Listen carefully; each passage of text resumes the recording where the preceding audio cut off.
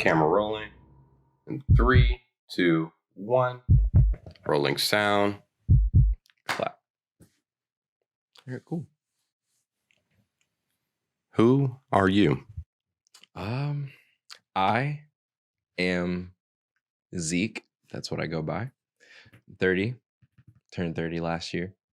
I'm level 30. That's how I like to look at it. I don't really.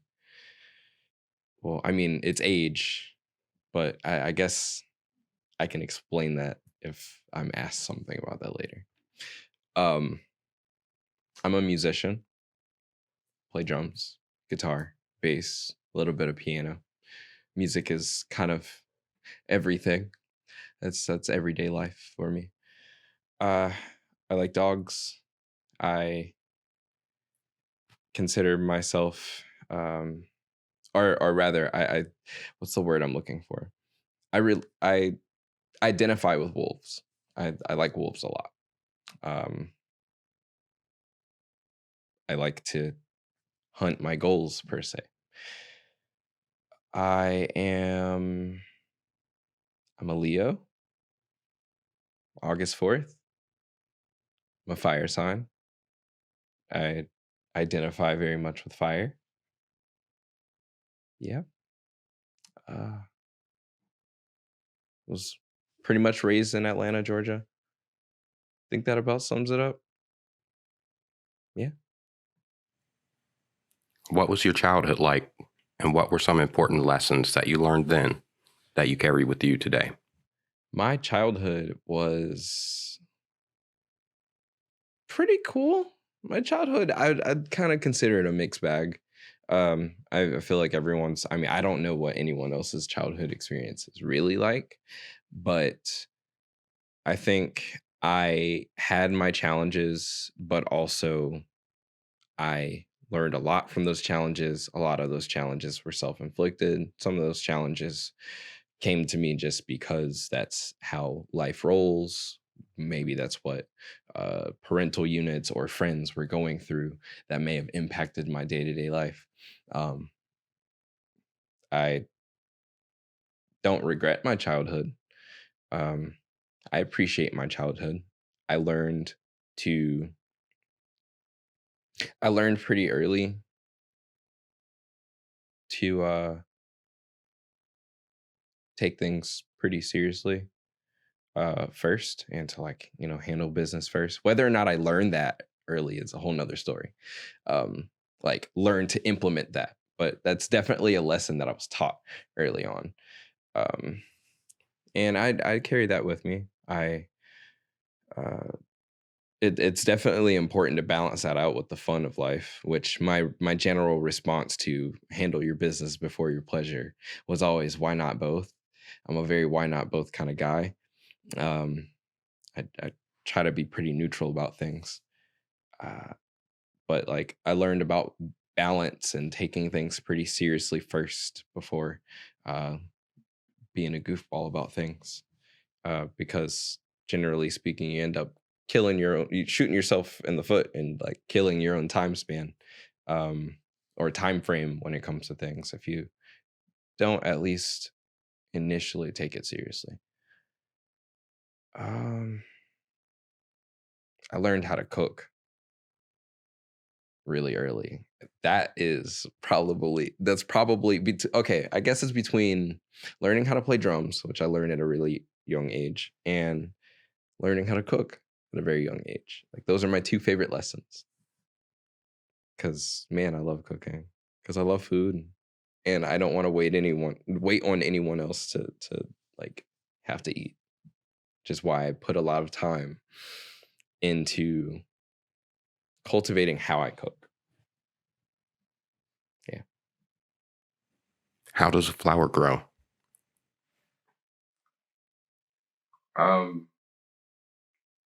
Overview, you put a seed in the ground and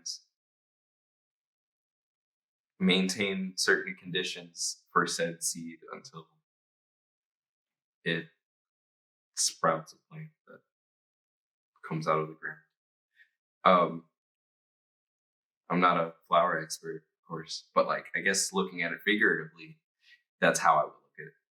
You put a seed in the ground, or you place a seed, and you cultivate and maintain conditions within a set environment, and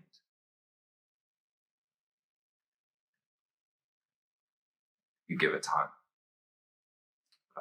and eventually, what's supposed to happen if the conditions are maintained is you get a flower,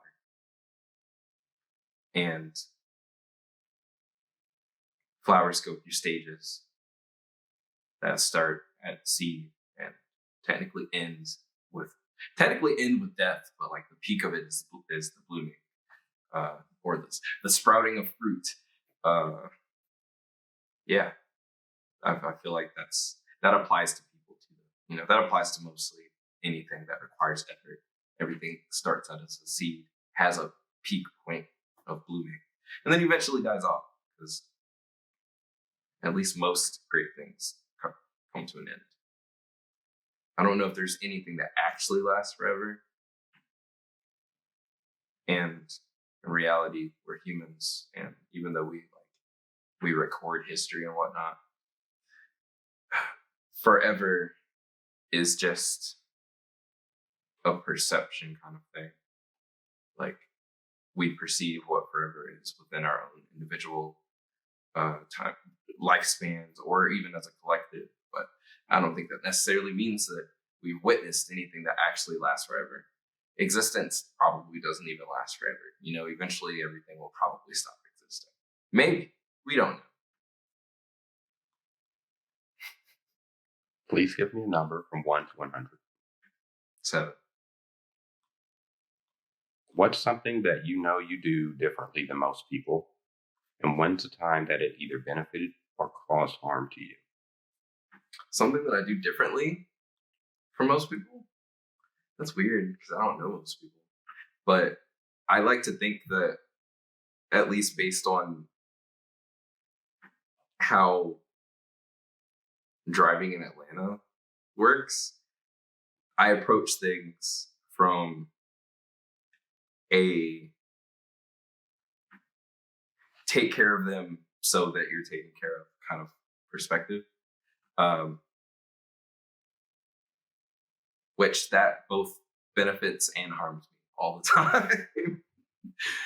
Because people suck and will take advantage, but also people are not as bad as they seem on a regular, and will sometimes help you too. But I guess, sticking to the traffic analogy, I don't cut people off on purpose, or keep people from merging. I let people merge so that traffic can flow. And I believe that we all kind of have to take our responsibility in taking care of each other when we're in an environment that requires all of us to exist. Otherwise, we just end up getting in each other's way, which is really just putting ourselves in our own way, because we're kind of putting our own selfishness or our own actions in place of making space for another person. At least when you're driving, stop cutting people the hell off. Just let them. Just let them. Why do you have to be first? No one needs to be first. I don't worry so much about being first. I actually have no problem with being second. I guess that I can't say that, because I kind of that depends on the context, right? But in most cases where it's not actually a competition, where your life's on the line, or your livelihood is on the line, just get there, right? Just make it to the finish line and be like, woo, I'm alive.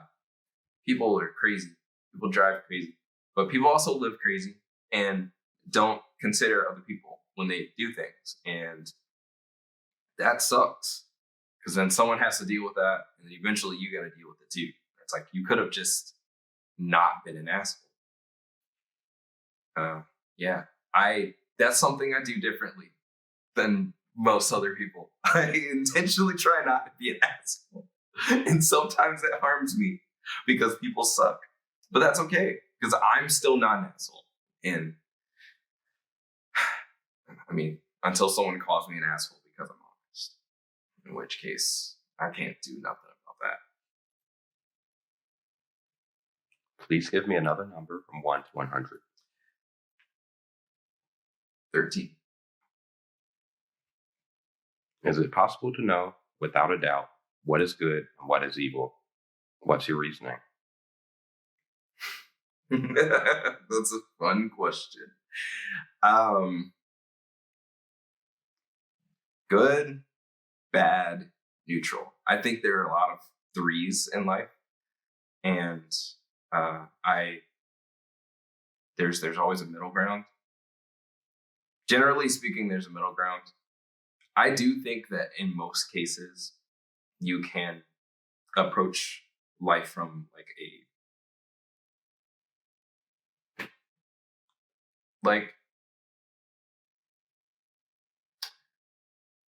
most things are two-sided.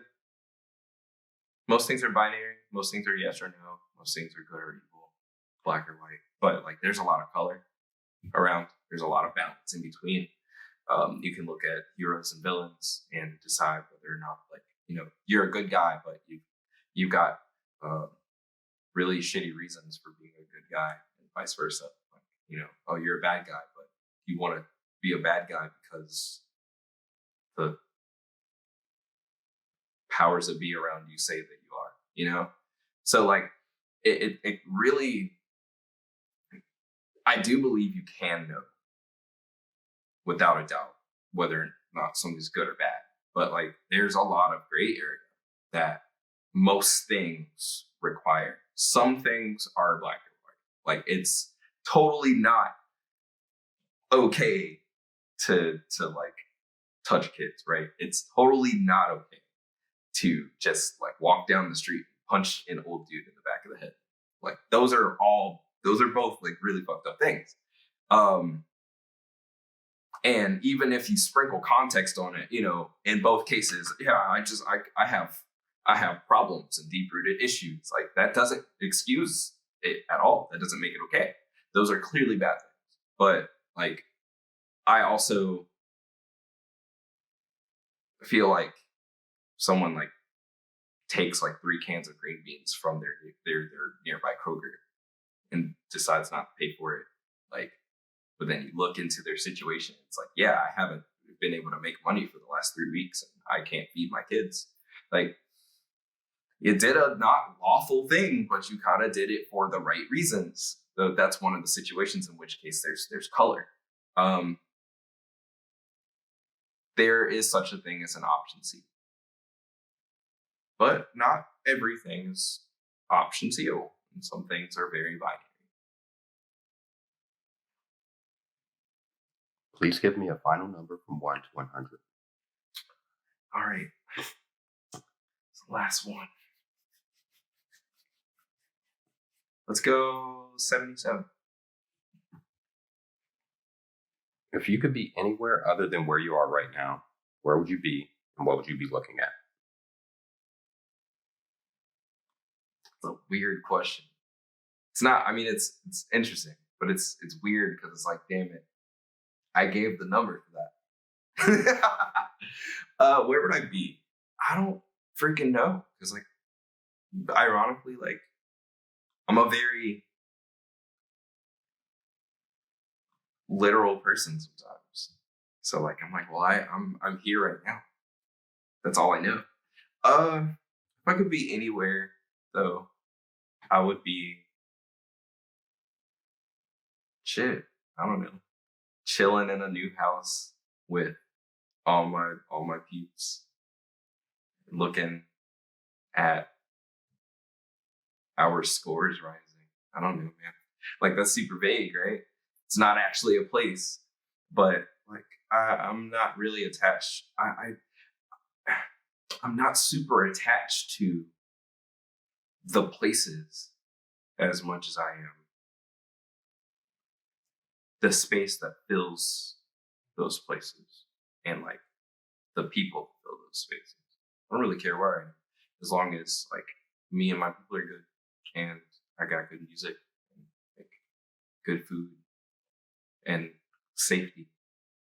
But to actually give a solid answer maybe German or something.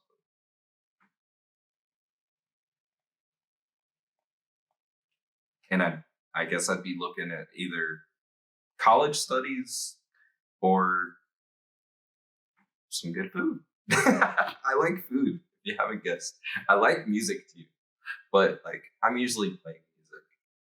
So like I guess I'm thinking outside of music, because otherwise that's what I'd be doing. Anyway. How do you find meaning in your daily experience? What propels you through life? I find meaning in my daily life by studying my day and how it impacted me and how I impacted it and how people around me impact me, how I impact them. I find meaning by just perceiving through my own lens and intentionally meditating on what it is that I'm seeing, or feeling, or however I'm perceiving it.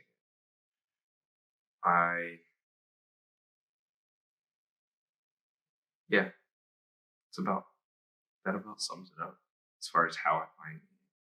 What was the second half of that? What propels you through life? What propels me through life?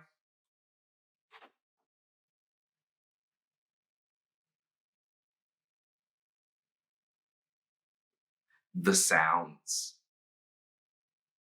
and the way that the sounds make me feel. And I say the sounds like I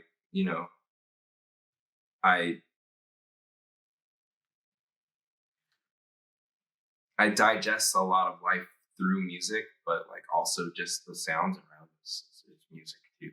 The sounds of the people, the sounds of the conversations and the vehicles and the animals that are either with their owners or lost and have no owners. And it's the ups and downs. It's the hard rock guitar and the really sad violin and piano. But like all of that is intrinsic to the experience. So yeah, I'd say what propels me through life is the sounds, and if nothing else, my desire to add my own sound. What has the experience of living been like for you to this point? What can people learn from your life?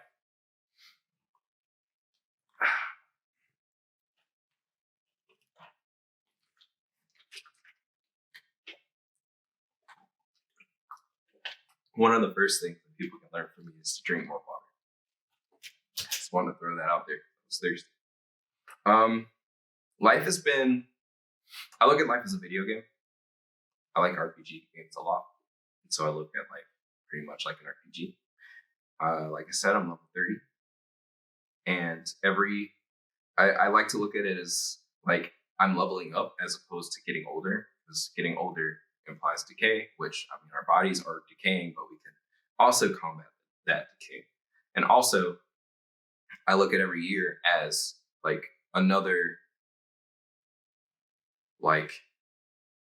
it's another slot added to your repertoire that you can utilize that year of life for more to strive for more of your own potential. You can either use that time, or you can not use it, or you can use it for other things that aren't like what you would see as achieving your potential. Maybe it's just having fun, which that can be what you see as achieving your potential as well. It's kind of up to you. That's why it's a video game. It's like a sandbox.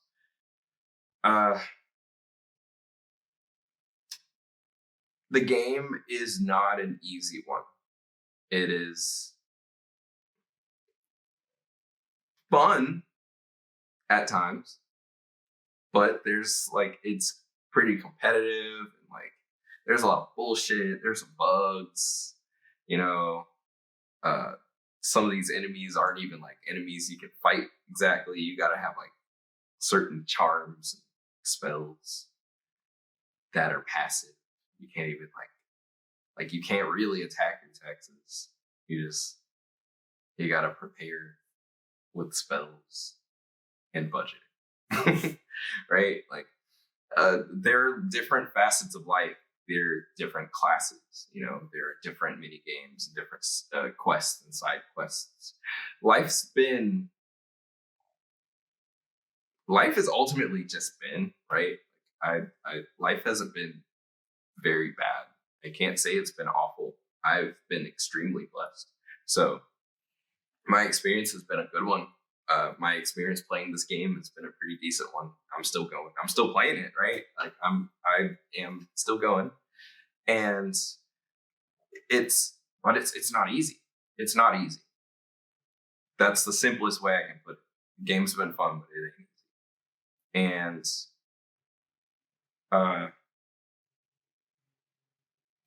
I would say you can learn from me to drink more water, pay attention to your health,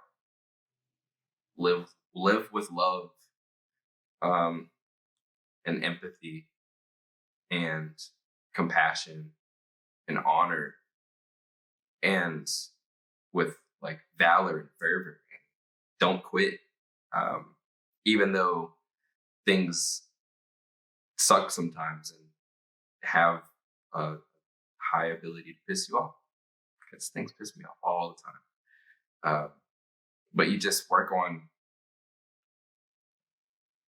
being stronger than the things that piss you off, because then they can't piss you off anymore. And when things don't piss you off, you have the potential to make it like fun, which is not easy, but nothing is if it matters. So this is the big question, and the reason we're here. Life is fleeting. We never know when it's our time. If these were your last words ever recorded, what would you say about your life and your legacy?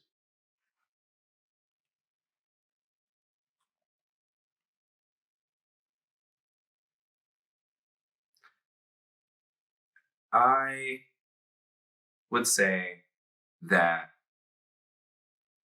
above all of the like moments of stress that I have so far dealt with up until this point, I'm just super grateful for all of the moments and points of bliss. I'm grateful for all of the lessons I've learned. There's a lot for me to be grateful for. So if these were my last words, it would just be like, I'm too grateful to feel ashamed. If hell, I have actually like just within the last couple of weeks crushed and like cleared some dreams. So like I feel pretty good.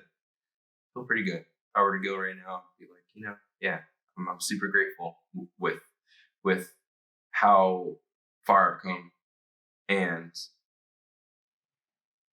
yeah, keep it short and sweet. Yeah, so I can fit it on a tombstone. So I'll ask you again, and finally, who are you? I am the bone of my sword. I'm Zeke. Gunmetal Cross. Good friend. Good father. And an eternal student of life. Thank you so much for your time. Thank you.